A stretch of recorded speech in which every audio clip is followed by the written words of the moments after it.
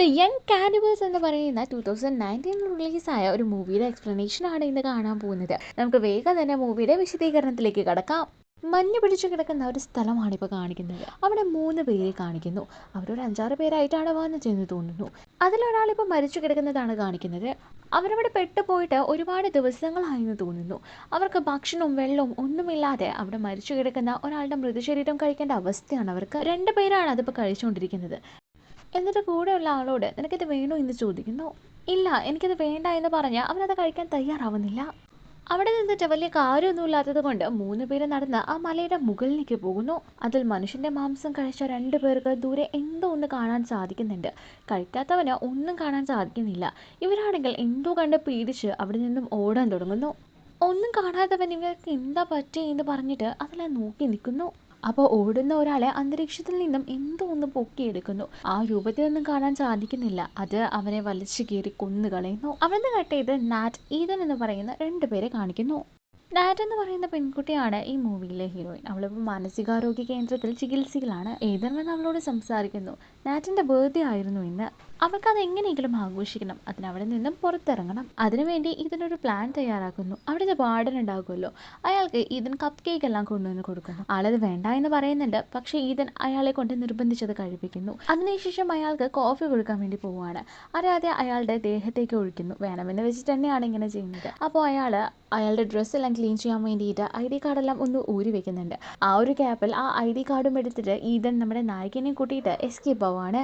അവരെല്ലാം ഫോളോ ചെയ്ത് വരുന്നുണ്ട്. പക്ഷെ ഇവർ ഓടി ഓടി പോയിട്ട് ഓരോ ഡോറായി ID കാർഡ് വെച്ച് തുറന്ന് പുറത്തേക്ക് വരുന്നു. അങ്ങനെ പുറത്തേക്ക് വന്നതും അവൻ്റെ കാറെടുത്ത് ഒരുപാട് ദൂരം സഞ്ചരിച്ച് സിറ്റിയെല്ലാം വിട്ട് കുറച്ചു ദൂരം അകലെ പോകുന്നു. അവിടുന്ന് കിട്ടിയതൊരു ക്യാമ്പ് സൈറ്റ് കാണിക്കുന്നു. അവിടെ 4 പേരാണുള്ളത്. Friday, Francis, Sara, Teddy. അതിൽ തടിച്ച ആളുടെ പേരാണ് ടെഡി. അപ്പോൾ 2 പേര് ദൂരെ നിന്നും നടന്നു വരുന്നു. അത് മറ്റാരും ആയിരുന്നില്ല, നാറ്റും ഈദ്രുമായിരുന്നു അത്. അവിടെയുള്ള എല്ലാവർക്കും ഭയങ്കര സന്തോഷമാവുന്നുണ്ട്. നമ്മുടെ നാറ്റിൻ്റെ ബർത്ത്ഡേ ആഘോഷിക്കാൻ വേണ്ടി കൂടിയിട്ടാണ് അവരെല്ലാം ഇപ്പോൾ ഒത്തുകൂടിയിരിക്കുന്നത്.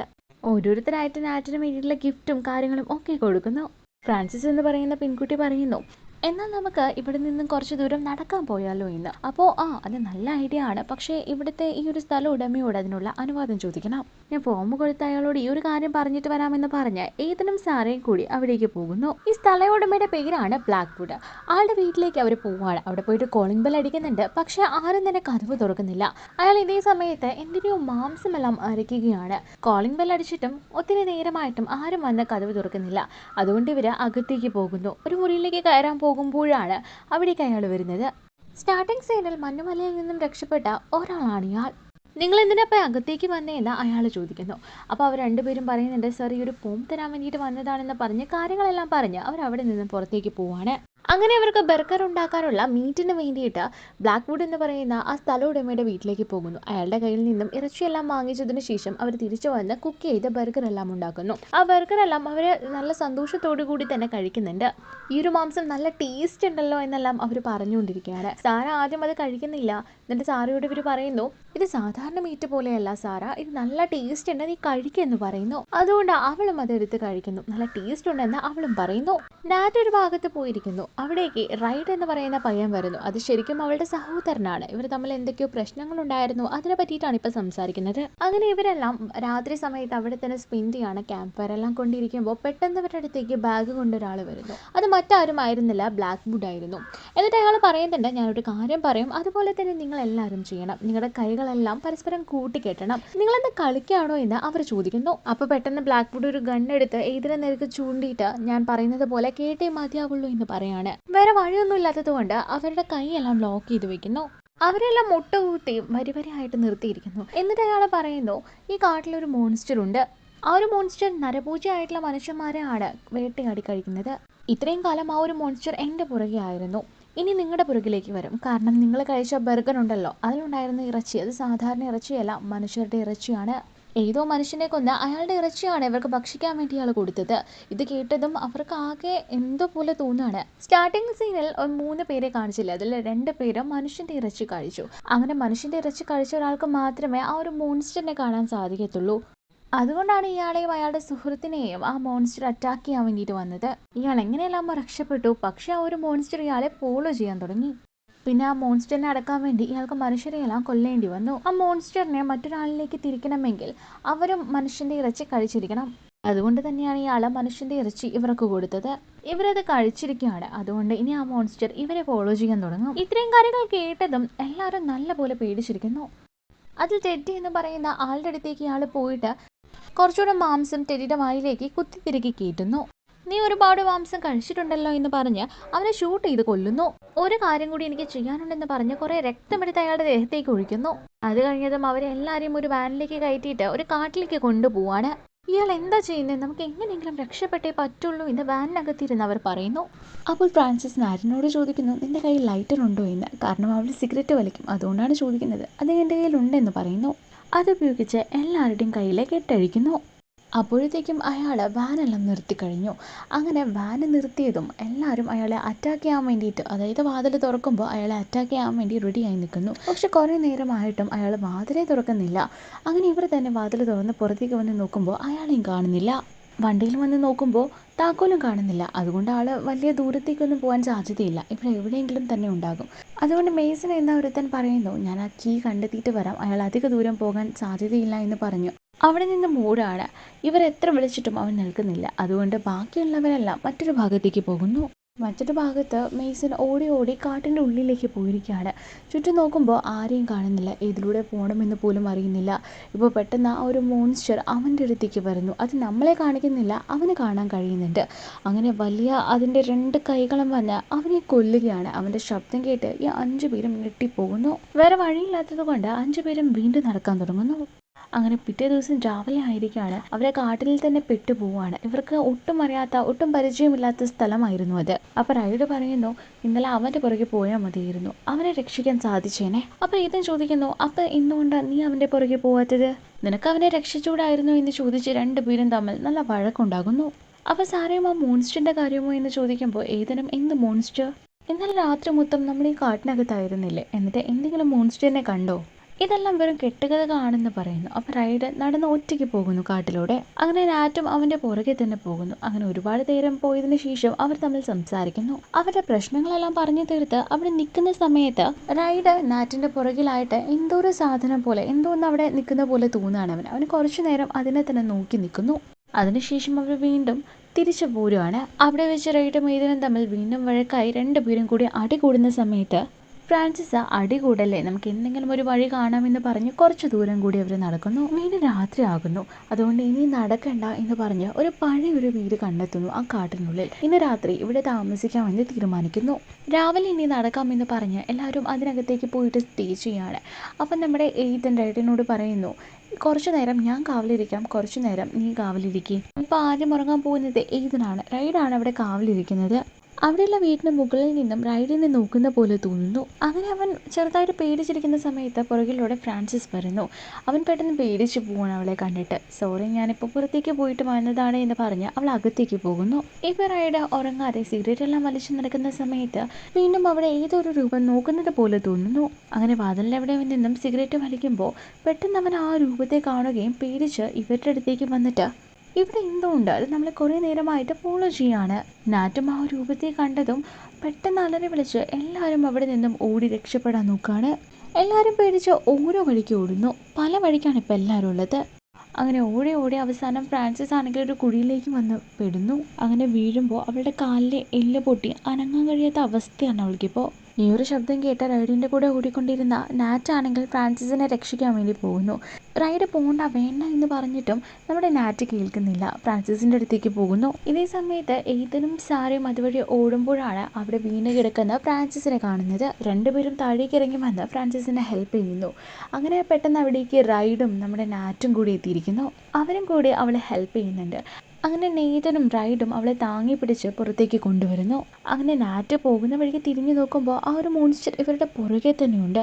എന്നിട്ട് ഇവരോട് ഒന്ന് തിരിഞ്ഞു നോക്കെന്ന് പറയുമ്പോൾ അവർ നോക്കുമ്പോൾ അതിനെ കാണാൻ സാധിക്കുന്നില്ല. അങ്ങനെ ഇവരെല്ലാം കൂടി മുന്നോട്ട് നടക്കുന്ന സമയത്ത് നമ്മുടെ റൈഡ് ആണെങ്കിൽ പറയുന്നുണ്ട്, എന്തായാലും ഇവളെ ഇങ്ങനെ വലിച്ചിട്ട് പോയിട്ട് കാര്യമില്ല, നമുക്കെല്ലാം രക്ഷപ്പെട്ടേ മതിയാവുള്ളൂ, അതുകൊണ്ട് ഞാൻ രക്ഷപ്പെടാൻ പോവുകയാണ് എന്ന് പറഞ്ഞ് റൈഡ് അവിടെ നിന്ന് ഓടുന്നു. പക്ഷെ നെയ്തൻ അങ്ങനെ ഫ്രാൻസിസിനെ അവിടെ ഉപേക്ഷിച്ചിട്ട് പോകാൻ തയ്യാറാവുന്നില്ല. അവൻ അവളെ വലിച്ച് കൊണ്ടുപോവാണ്. അങ്ങനെ ഒരു സ്റ്റേജ് എത്തുമ്പോൾ നമ്മുടെ ഫ്രാൻസിസ് അവിടെ ഇരുന്ന് പ്രാർത്ഥിക്കുന്ന കാര്യമാണ് അവൻ കാണുന്നത്. അന്ന് തിരിഞ്ഞിട്ട് പിന്നെ നമ്മുടെ ഫ്രാൻസിസിനെ നോക്കുന്ന സമയത്ത് അവളെ അവിടെ കാണുന്നില്ല. അവനാകെ പേടിച്ച് പോവാണ്. എങ്ങനെയെങ്കിലും ഇവിടുന്ന് ഓടാമെന്ന് പറഞ്ഞ് അവൻ ഓടി ഓടി പോകുന്നു. അങ്ങനെ എയ്തൻ ഓടി ഓടി സാറയും നാറ്റുമുള്ള ഭാഗത്തേക്ക് പോവുകയാണ്. അങ്ങനെ അവരോട് ഫ്രാൻസിസിന് സംഭവിച്ച കാര്യത്തെ പറ്റിയിട്ട് അവൻ പറഞ്ഞു കൊടുക്കുന്നു. പക്ഷെ റൈഡ് എവിടെയാണെന്ന് ഇവർക്ക് ആർക്കും തന്നെ അറിയില്ല. അങ്ങനെ ഇവർ കുറച്ചുകൂടെ മുന്നോട്ടേക്ക് നടക്കുമ്പോൾ വീണ്ടും ഒരു പഴയ വീട് കാണുന്നു. ഇതിനങ്ങനെ അവരെയും വിളിച്ചിട്ട് മുന്നോട്ട് നടക്കുമ്പോൾ വീണ്ടും ഒരു വീട് കാണുന്നു. അവിടേക്ക് പോയിട്ട് അതിൻ്റെ പുറകുവശത്ത് നോക്കുമ്പോൾ അവിടെ ടെൻ്റെല്ലാം കെട്ടി ആരോ തീയെല്ലാം കൂട്ടി വെച്ചിരിക്കുന്നു. ആ ടെന്റിനകത്തേക്ക് അവർ കയറുമ്പോഴേക്കും പുറകിൽ നിന്നും ആരോ വിളിക്കുന്ന ശബ്ദം. അപ്പോൾ ഈതൻ അയാളോട് ഹെൽപ്പ് ചോദിക്കുകയാണ്. നിങ്ങളിവിടെ ഉണ്ടായിരുന്നോ? ഞങ്ങളെ ഒരു മോൺസ്റ്റർ ഫോളോ ചെയ്ത് വരികയാണ്, ഞങ്ങൾ എങ്ങനെയെങ്കിലും രക്ഷപ്പെടുത്തണമെന്ന് പറയുന്നു. ഇയാളുടെ കയ്യിൽ ഒരു തോക്കെല്ലാം ഉണ്ട്. അയാൾ പറയുന്നു, ഞാൻ തിരിഞ്ഞു നിൽക്കാൻ പോകുകയാണ്, അപ്പോഴത്തേക്കും നിങ്ങളെ ആരെയും ഇവിടെ കണ്ടുപോകരുത് എന്ന് പറഞ്ഞ് അയാൾ തിരിഞ്ഞു നിൽക്കുന്നു. അവൻ പെട്ടെന്ന് ഇവിടെ നടക്കുന്ന കാര്യങ്ങളെ പറ്റിയിട്ടെല്ലാം അയാളോട് പറയുന്നു. കുറച്ച് കഴിഞ്ഞപ്പോഴേക്കും ആ ഒരു ക്യാമ്പിന് ചുറ്റും എല്ലാവരും തിരിഞ്ഞിരിക്കുന്നു. ആ മോൺസ്റ്റർ എപ്പോൾ വരുമെന്ന് അറിയുന്നില്ല. അപ്പോൾ അയാൾ ചോദിക്കുന്നത്, നിങ്ങളെന്ത് തമാശ പറയാണോ? ഞാൻ ആ മോൺസ്റ്ററിനെ ഒന്നും കണ്ടില്ല. ഞാനും നിങ്ങളെപ്പോലെ ഈ കാട്ടിലേക്ക് വന്ന വ്യക്തിയാണ്. എന്നെ അങ്ങനെ ഒന്നും തന്നെ ആക്രമിക്കാൻ വേണ്ടി വന്നില്ല. അതുകൊണ്ട് നിങ്ങൾ ഇവിടെ നിന്നും എത്രയും പെട്ടെന്ന് പോകാൻ നോക്കുമെന്ന് പറയുന്നു. എന്നെക്കൊണ്ട് അതിന് കഴിയില്ല. ആ മോൺസ്റ്റർ എന്തായാലും നമ്മളെ കൊല്ലും. നമുക്ക് എങ്ങനെയെങ്കിലും രക്ഷപ്പെടണം. അയാളെ കൊണ്ട് മോൺസ്റ്ററിനെ ഒന്നും കാണാൻ സാധിക്കില്ല. മനുഷ്യയിറച്ചി കഴിച്ചവർക്ക് മാത്രമേ ആ ഒരു മോൺസ്റ്ററിനെ കാണാൻ സാധിക്കുകയുള്ളൂ. ഇതിനെ പറ്റിയിട്ട് അയാൾക്കും വലിയ ധാരണയില്ല. അങ്ങനെ കുറച്ചു നേരം കഴിയേ സാറ അയാളുടെ ഫ്രണ്ടിലൂടെ നോക്കുമ്പോൾ അവിടെ ഒരു മോൺസ്റ്റർ നടന്നു വരുന്നത് കാണുന്നു. അപ്പോൾ ഇവർ 3 പേരും എണീച്ചിട്ട് അത് വരുന്നുണ്ട്, അതിനെ ഷൂട്ട് ചെയ്യുമെന്ന് പറയുന്നു. പക്ഷെ ഇയാൾക്ക് കാണാൻ സാധിക്കണ്ടേ? ഇവരും ഷൂട്ട് ചെയ്യുമെന്ന് പറഞ്ഞുകൊണ്ടിരിക്കുമ്പോൾ അയാളാണെങ്കിൽ ഇവരെ നോക്കിയിട്ട് അവിടെ ഒന്നും തന്നെ കാണുന്നില്ല. പിന്നെ ഞാൻ എന്തിനാണ് ഷൂട്ട് ചെയ്യേണ്ടത് എന്ന് ചോദിക്കുന്നു. അങ്ങനെ പെട്ടെന്ന് നമ്മുടെ എയ്തനാണെങ്കിൽ അയാളുടെ കയ്യിലുള്ള തോക്ക് തട്ടിപ്പറിക്കാൻ വേണ്ടി നോക്കുകയാണ്. ഇവർ സാറ് നോക്കുമ്പോൾ അവിടെ ഒന്നിനെയും തന്നെ കാണുന്നില്ല. ആർക്കും ഇപ്പോൾ ഒന്നും കാണാൻ സാധിക്കുന്നില്ല. എന്താ സംഭവിക്കുന്നതെന്ന് അവൻ നോക്കി നിൽക്കുന്നു. എയ്തൻ കുറച്ച് ഫ്രണ്ടിലേക്ക് പോയപ്പോൾ ഇതിനെ ആ ഒരു മോൺസ്റ്റർ പൊക്കിയെടുക്കുകയാണ്. ആ ഒരു വ്യക്തിക്കും ഒന്നും കാണാൻ സാധിക്കുന്നില്ല. പക്ഷെ അയാൾ നോക്കുമ്പോൾ ഇവൻ അന്തരീക്ഷത്തിൽ പൊങ്ങി നിൽക്കുന്നതാണ് കാണുന്നത്. അതുകൊണ്ട് അയാൾക്ക് ഇവിടെ ഷൂട്ട് ചെയ്യണമെന്ന് പോലും മനസ്സിലാവുന്നില്ല. ഇപ്പോൾ ഈതനെയാണെങ്കിൽ പയ്യ മോൺസ്റ്റർ ഭക്ഷിക്കാൻ തുടങ്ങുന്നു. അപ്പോൾ സാറയും നാറ്റും പറയുന്നു, അതിനെങ്ങനെയെങ്കിലും വെടിവെക്കുക സാറേ എന്ന്. അങ്ങനെ അയാളും വെടിവെക്കുന്നുണ്ട്. ഇപ്പോൾ ആ മോൺസ്റ്റർ ആണെങ്കിൽ ഈതനെ വിട്ടിട്ട് ഇവരുടെ നേരെ വരുന്നു. അയാളെ തട്ടി മാറ്റിയതിന് ശേഷം ഈ 2 പെൺകുട്ടികൾക്ക് നേരെ പോവാണ്. മനുഷ്യയിറച്ചി കഴിച്ചവരെ മാത്രമേ ഈ ഒരു മോൺസ്റ്റർ കൊല്ലത്തുള്ളൂ. അങ്ങനെ ഈ 2 പെൺകുട്ടികളെയും അറ്റാക്ക് ചെയ്യാൻ വേണ്ടി വരുമ്പോൾ പെട്ടെന്ന് പുറകെ നിന്നും അതിനെ ആരോ ഷൂട്ട് ചെയ്യുന്നു. നോക്കുമ്പോൾ അത് റൈഡായിരുന്നു. റൈഡ് അങ്ങനെ ഇവരെ വിളിച്ചിട്ട് അവിടെ നിന്നും ഓടി രക്ഷപ്പെടുകയാണ്. 3 പേരും ഒരുപാട് ദൂരം ഓടിയിട്ട് ഒരു മതിലിൻ്റെ അവിടെ വന്ന് ഒളിച്ചിരിക്കുന്നു. പക്ഷെ ആ ഒരു മോൺസ്റ്റർ അവിടേക്കും വരുന്നു. ഇവരാണെങ്കിൽ അതിൻ്റെ അടുത്ത് നിന്നും രക്ഷപ്പെടാൻ വേണ്ടി ഒരുപാട് ശ്രമിക്കുന്നുണ്ട്. അങ്ങനെ ഇവർക്ക് അവർ നിൽക്കുന്ന സ്ഥലത്ത് നിന്നും ഒരു ബാഗ് കിട്ടുന്നു. അതിലൊരു ടോർച്ച് ഉണ്ടായിരുന്നു. ആ ടോർച്ച് എടുത്ത് റൈഡ് കയ്യിൽ വെക്കുന്നു. അങ്ങനെ പയ്യ ഒരു മോൺസ്റ്റർ സാറയുടെ അടുത്തേക്ക് വരുന്നു. ഇവരെ പിടിക്കുമെന്ന് ഉറപ്പാകുമ്പോൾ റൈഡ് പെട്ടെന്ന് മറ്റൊരു ഭാഗത്തേക്ക് ഓടി വന്ന് ടോർച്ച് കാണിച്ച് അവൻ്റെ നേരേക്ക് തിരിക്കുന്നു ആ മോൺസ്റ്ററിനെ. അങ്ങനെ അവൻ്റെ പുറകെ മോൺസ്റ്റർ പോകുമ്പോൾ നാറ്റും അവൻ്റെ പുറകെ തന്നെ പോവുകയാണ്. സാറ ചോദിക്കുകയാണ്, നീ എന്തിനാണ് അവൻ്റെ പുറകെ പോകുന്നതെന്ന്. അപ്പോൾ നാറ്റ് പറയുന്നു, അവനെൻ്റെ ബ്രദറാണ്, എനിക്ക് അവൻ്റെ പുറകെ പോകണമെന്ന്. അപ്പോൾ സാറ പറയുന്നുണ്ട്, കുറച്ച് മുന്നേ നമ്മളെല്ലാം വിട്ടിട്ട് പോയതല്ലേ അവനെന്ന്. അവൾ അതൊന്നും കേൾക്കുന്നില്ല. അവൾ അവൻ്റെ പുറകെ തന്നെ പോകുന്നു. ഇപ്പോൾ റൈഡിനെയാണ് കാണിക്കുന്നത്. അവൻ ഓടി ഓടി മരത്തിൻ്റെ ഇടയിലേക്ക് വന്ന് നിൽക്കുകയാണ്. അവൻ ഇനിയിപ്പോൾ എന്ത് ചെയ്യണമെന്ന് അറിയുന്നില്ല. ഓരോ ഭാഗത്തു നിന്നും എന്തൊക്കെയോ ശബ്ദങ്ങൾ കേൾക്കാൻ സാധിക്കുന്നുണ്ട്. അത് എവിടെ നിന്ന് വരുന്നു എന്ന് മനസ്സിലാവുന്നില്ല. അവൻ ഓടി ഓടി ഒരു സ്ഥലത്തേക്ക് വന്ന് നിൽക്കുന്നു. അപ്പോൾ പെട്ടെന്ന് 2 കൈകൾ അവൻ്റെ അടുത്തേക്ക് വന്ന് അവനെ വലിച്ചെടുത്ത് കൊണ്ടുപോകുന്നു. ഇനി ബാക്കിയുള്ളത് നാറ്റും സാറയും മാത്രമാണ്. അവർ 2 പേരും എവിടേക്കെന്നറിയാതെ ഇങ്ങനെ നടക്കുമ്പോൾ പെട്ടെന്ന് ഒരു ബാഗ് കിട്ടുന്നു. അതിൽ നിന്നും ഒരു ഫ്ലാഷ് ലൈറ്റ് കിട്ടുന്നു. അതും വെച്ച് അവർ മുന്നോട്ടേക്ക് നടക്കുന്നു. അവിടെ ഒരു ഗുഹയുണ്ടായിരുന്നു. ആ ഗുഹയിലേക്കാണ് ഈ മോൺസ്റ്റർ കൊന്ന എല്ലാവരെയും കൊണ്ടുവന്നിടുന്നത്. അവിടെ ഒരുപാട് മനുഷ്യന്മാരുടെ അസ്ഥികളെല്ലാം കാണാൻ സാധിക്കുന്നു. അവിടെ തന്നെയാണ് ഫ്രാൻസിസ് ഉള്ളത്. അവൾ മരിച്ചിട്ടില്ല, അവൾക്ക് ഇപ്പോഴും ജീവനുണ്ട്. ഇവരോട് കുറച്ചു നേരം സംസാരിച്ച് അവളും അവിടെ മരിച്ചു പോവാണ്. അപ്പോൾ പെട്ടെന്ന് നാറ്റാണെങ്കിൽ അവിടെ മരിച്ചെടുക്കുന്ന ആൾക്കാരുടെ ബ്ലഡ് എല്ലാം എടുത്ത് അവളുടെ മുഖത്തെല്ലാം തേക്കുന്നു. അപ്പോൾ സാറേയും നീ എന്താ ചെയ്യുന്നതെന്ന് ചോദിക്കുമ്പോൾ ഇതെടുത്ത് നീ മുഖത്ത് തേക്കി, ഇത് കാരണം ആ ഒരു മോൺസ്റ്റർ നമ്മൾ മരിച്ചെന്ന് വിചാരിക്കും. പക്ഷെ സാറയാണെങ്കിൽ അതിനെ സമ്മതിക്കുന്നേയില്ല. അങ്ങനെ അവരവിടെ നിന്നും ഓടുന്നു. അപ്പോഴും നമ്മുടെ നാറ്റ് പറയുന്നുണ്ട്, നീ ഇത് ചെയ്തേ മതിയാവുള്ളൂ, അല്ലെങ്കിൽ ആ ഒരു മോൺസ്റ്റർ നമ്മളെ അറ്റാക്ക് ചെയ്യുമെന്ന്. പക്ഷെ അവൾ എന്നിട്ടും സമ്മതിക്കാതെ അവർ 2 പേരും ഒരു സ്ഥലത്ത് ഒളിച്ചിരിക്കുന്നു. നാറ്റ് സാറോട് അവിടെ ഇരിക്കാൻ പറഞ്ഞിട്ട് അവിടെ മോൺസ്റ്റർ വരുന്നുണ്ടോ ഇല്ലയോ എന്ന് നാറ്റ് ചെക്ക് ചെയ്യുവാണ്. അപ്പോൾ പെട്ടെന്ന് സാറയുടെ അടുത്തേക്ക് ആ ഒരു മോൺസ്റ്റർ വരികയും അവളെ അറ്റാക്ക് ചെയ്ത് കൊന്നു കളയുകയും ചെയ്യുന്നു. നാറ്റ് അവിടെ നിന്നും ഓടാൻ തുടങ്ങുകയാണ്. അങ്ങനെ ഓടി ഓടി ഒരു സ്ഥലത്ത് കാല് തടഞ്ഞ് വീഴുന്നു. ആ ഒരു മോൺസ്റ്ററും ഇവളെ തേടി നടക്കുന്നു. ഇവളുടെ ദേഹത്തെല്ലാം രക്തമുള്ളത് കൊണ്ട് പെട്ടെന്ന് അതിന് അവളെ മനസ്സിലാവുന്നില്ല. അവളവിടെ മരിച്ചതുപോലെ കിടക്കുവാണ്. അപ്പോൾ പെട്ടെന്ന് ആ ഒരു മോൺസ്റ്റർ അവളുടെ അടുത്തേക്ക് വരുന്നു. അവളുടെ മണത്തെല്ലാം നോക്കുന്നുണ്ട്. അങ്ങനെ മണത്ത് നോക്കിയതിന് ശേഷം ഇത് ഡെഡ് ബോഡിയുടെ രക്തത്തിലെ മണമാണെന്ന് മനസ്സിലാക്കിയിട്ട് ആ മോൺസ്റ്റർ അവിടെ നിന്നും പോവാണ്. അങ്ങനെ നാറ്റ് അത് പോയതിനു ശേഷം അവിടെ നിന്ന് എണീറ്റ് നടക്കുന്നു. കുറച്ചു ദൂരം പോയപ്പോൾ അവിടെ ഒരു ലൈറ്റ് കാണുന്നു. ആ ഒരു ഭാഗത്തേക്ക് പോകുമ്പോൾ അവളുടെ സഹോദരനായ റൈഡിനെ കാണാൻ സാധിക്കുന്നു. അവൻ്റെ അടുത്ത് പോകുമ്പോൾ അവന് ജീവനുണ്ടെന്ന് മനസ്സിലാവുന്നു. സഹോദരൻ പറയുന്നു, നാറ്റ് നിനക്ക് മാത്രമേ ഇവിടെ നിന്ന് രക്ഷപ്പെടാൻ സാധിക്കുകയുള്ളൂ, നീ എന്നെക്കാളും ധൈര്യമുള്ളവളാണ്, ഇവിടെ നിന്ന് രക്ഷപ്പെട്ടു പോ എന്ന് പറയുന്നു. പക്ഷേ പോകുന്നതിന് മുന്നേ അവനെ കൊന്നിട്ട് പോകാൻ പറയുന്നു. കാരണം വേദനയൊന്നും ഇനി സഹിക്കാൻ വയ്യ എന്നാണ് പറയുന്നത്. അങ്ങനെ മറ്റു വഴികളൊന്നും ഇല്ലാത്തത് കൊണ്ട് അടുത്തുള്ളൊരു വലിയ കല്ലൊക്കെ എടുത്തിട്ട് അവൻ്റെ തലയിൽ 2-3 വട്ടം അടിച്ച് അവനെ കൊല്ലുകയാണ്. അങ്ങനെ അവൾ അവൻ്റെ ടോർച്ച് എടുത്ത് നടന്ന് ഒരു റോഡുള്ള ഭാഗത്തേക്ക് എത്തുകയാണ്. അവിടുന്ന് കുറച്ച് മാറി ഒരു വീട് കാണാൻ സാധിക്കുന്നു. അതിനടുത്ത് തന്നെ ഒരു കാറുണ്ട്. ആ കാർ ഏതാന്ന് വെച്ചാൽ ഇപ്പോൾ നാറ്റ് നമ്മുടെ ഈതൻ്റെ കൂടെ വന്നില്ലേ, ആ ഒരു കാറായിരുന്നു അത്. ആ കാറിനകത്തേക്ക് കയറിയിരിക്കുന്നു. അവിടെ ഈതൻ അവൾക്ക് കൊടുക്കാൻ വേണ്ടി ഒരു ഗിഫ്റ്റ് എല്ലാം വെച്ചിട്ടുണ്ടായിരുന്നു. അത് നോക്കുമ്പോൾ അതിൽ നാറ്റും അവളുടെ അമ്മയും കൂടിയുള്ള പിക്ചറായിരുന്നു അതിലുണ്ടായിരുന്നത്. അവൾക്കത് കണ്ട് അവൾ ഒത്തിരി ഇമോഷണൽ ആവാണ്. അങ്ങനെ കാറ് വിട്ട് പുറത്തിറങ്ങി ആ വീടിൻ്റെ അവിടേക്ക് പോവാണ്. അവിടെയാണെങ്കിൽ ആരും ഉണ്ടായിരുന്നില്ല. അവൾ ടോർച്ചും എടുത്തിട്ട് ഓരോ മുറിയിലേക്കും പോയി നോക്കുന്നു. അപ്പോൾ ഒരു മുറിയിൽ മനുഷ്യൻ്റെ മാംസവും എല്ലാം കിടക്കുന്നത് കാണുകയാണ്. ഇവിടെ തന്നെ ബ്ലാക്ക് ബൂട്ടും ഉണ്ട് എന്ന് അവൾ മനസ്സിലാക്കുന്നു. മറ്റൊരു മുറിയിലേക്ക് പോകുന്ന സമയത്ത് അയാൾ മുകളിൽ നിന്നും താഴേക്ക് ഇറങ്ങി വരുന്നു. ഇവളെ കണ്ട് ആകെ പേടിച്ചു പോയ അയാൾ പറയുന്നു, ഞങ്ങൾ മനുഷ്യമാംസം കഴിച്ചതിന് ശേഷമാണ് ആ ഒരു മോൺസ്റ്റർ ഞങ്ങളെ പിന്തുടരാൻ തുടങ്ങിയത്. എന്നിൽ നിന്നും അതിനെ ഡൈവേർട്ട് ചെയ്യാൻ വേണ്ടിയിട്ടാണ് നിങ്ങൾക്ക് ഞാൻ മനുഷ്യമാംസം തന്നത്, നിങ്ങളെ കൊണ്ട് കഴിപ്പിച്ചത്. ഇപ്പം അത് നിന്റെ പുറകെയാണ്. നീയും എന്നെ പോലെ തന്നെ അതിൽ നിന്നുമെല്ലാം അതിജീവിച്ച ഒരു വ്യക്തിയാണ്. അതുകൊണ്ട് നിന്റെ പുറകെ തന്നെ ആയിരിക്കും ഇനി ആ ഒരു മോൺസ്റ്റർ വരിക. ഞാൻ ചെയ്തതുപോലെ തന്നെ നീയും ചെയ്യുമെന്ന് പറയുമ്പോൾ അവൾ അവളുടെ കയ്യിലുണ്ടായിരുന്ന ഒരു കത്തി എടുത്ത് അയാളെ കുത്തുന്നു. നിന്നെ പോലെ ഞാൻ ഒരിക്കലും ആവില്ല എന്ന് പറഞ്ഞ് രണ്ടുപേരും കൂടി അവിടെ ഒരു ഫൈറ്റ് നടക്കുകയാണ്. ഒടുവിൽ നമ്മുടെ നായകനെ കഴുത്തിന് പിടിച്ചിട്ട് അയാളെ കൊല്ലാൻ വേണ്ടി നോക്കുന്നു. അപ്പോൾ ആ മോൺസ്റ്ററും അവിടേക്ക് കയറി വന്ന് അയാളുടെ കഴുത്തിന് കടിച്ച് അയാളെ കൊല്ലുകയാണ്. അങ്ങനെ അവസാനം നായികയുടെ അടുത്തേക്കാണ് പോകുന്നത്. അങ്ങനെ നായികയുടെ അടുത്തേക്ക് പോകുന്നത് എന്തിനാന്ന് വെച്ചാൽ അവളെ കൊല്ലാൻ വേണ്ടിയിട്ടല്ല, പകരം ഇനി അയാളുടെ അടുത്തേക്ക്, ആ മോൺസ്റ്ററിൻ്റെ അടുത്തേക്ക് മനുഷ്യന്മാരെ എല്ലാം എത്തിച്ചു കൊടുക്കേണ്ടത് നായികയുടെ ദൗത്യമാണ്. ഇല്ലെങ്കിൽ അവളെ അത് കൊല്ലും. അതുകൊണ്ട് നായിക അതിനെ പേടിച്ച് മുകളിലത്തെ ജനൽ വഴി ചാടി പുറത്തേക്കിറങ്ങി ആ കാറിലേക്ക് കയറിയിട്ട് അതിനെ സ്റ്റാർട്ട് ചെയ്യാൻ വേണ്ടി നോക്കുമ്പോൾ അത് സ്റ്റാർട്ട് ആവുന്നില്ല. എങ്ങനെയല്ലോ അവൾ ആ കാറ് സ്റ്റാർട്ട് ചെയ്ത് അത് പുറകിൽ വരുന്നതിന് മുന്നേ തന്നെ അവൾ അവിടെ നിന്നും എസ്കേപ്പ് ആവുന്നു. ഒരുപാട് ദൂരം പോയി കഴിഞ്ഞതിന് ശേഷമാണ് അവൾ ആലോചിക്കുന്നത്, ഈ മോൺസ്റ്ററിനെ ഇങ്ങനെ വെറുതെ വിട്ട് കഴിഞ്ഞാൽ അതൊരിക്കലും ശരിയാവില്ല. ഇല്ലെങ്കിൽ ഇതുപോലെ ഒരുപാട് പേരെ അതിനെ കൊല്ലും. അതിനു മുന്നേ തന്നെ ആ മോൺസ്റ്ററിനെ ഇല്ലാതാക്കണമെന്ന് പറഞ്ഞ് അതുള്ള ഭാഗത്തേക്ക് നമ്മുടെ നായിക കാറ് തിരിക്കുന്നു. അത് അവളുടെ ഫ്രണ്ടിൽ തന്നെ നിൽക്കുന്നുണ്ട്. അവൾ വേഗം കാറ് സ്റ്റോപ്പ് ആക്കിയിട്ട് നല്ല സ്പീഡിൽ ആ ഒരു കാറ് കൊണ്ടുവന്ന് അതിന് മേലെ കയറ്റുന്നു. ഇതുകൊണ്ട് മോൺസ്റ്ററിനെ ഇപ്പൊ കാണുന്നില്ല. അത് ഏതായാലും ചത്ത് കാണുമെന്ന് പറഞ്ഞിട്ട് അവൾ ഒരുപാട് നേരം കാറിൽ തന്നെ ഇരിക്കുന്നു.